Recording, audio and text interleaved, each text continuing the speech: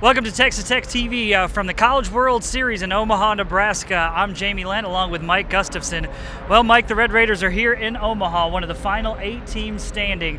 First and foremost, how difficult is it going to be for Coach Tim Tadlock and company to keep the nerves down for this young baseball team? I think that's really one of the critical elements of the whole series for these first-time teams like Tech, or the teams that haven't been in a historically long time, is just managing the environment. This is a 25,000 seat stadium, and if any of these guys have ever played in a ballpark like this, maybe a situation where they were in a big league ballpark or something in a showcase, it wasn't full. Right. This one's going to be full, whether they're rooting for you or against you, or just enjoying the game and just enjoying all that's out there.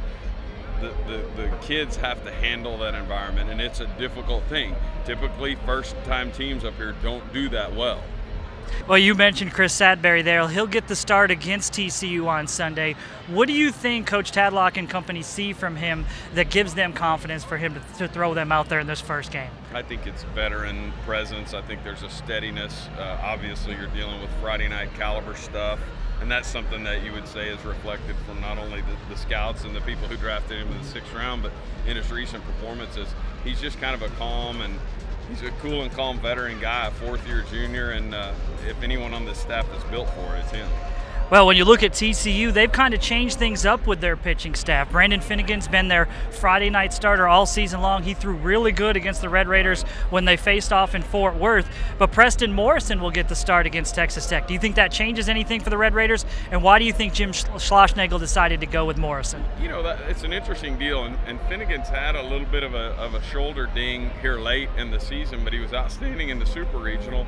And I didn't know if maybe they were kind of guarding him and maybe giving him a couple extra days. The one thing you know about Preston Morrison, and this is why TCU has a very good chance to compete up here this week, they're very good on the mound with those top 2 guys, a couple of veteran guys. Finnegan, obviously a first-rounder.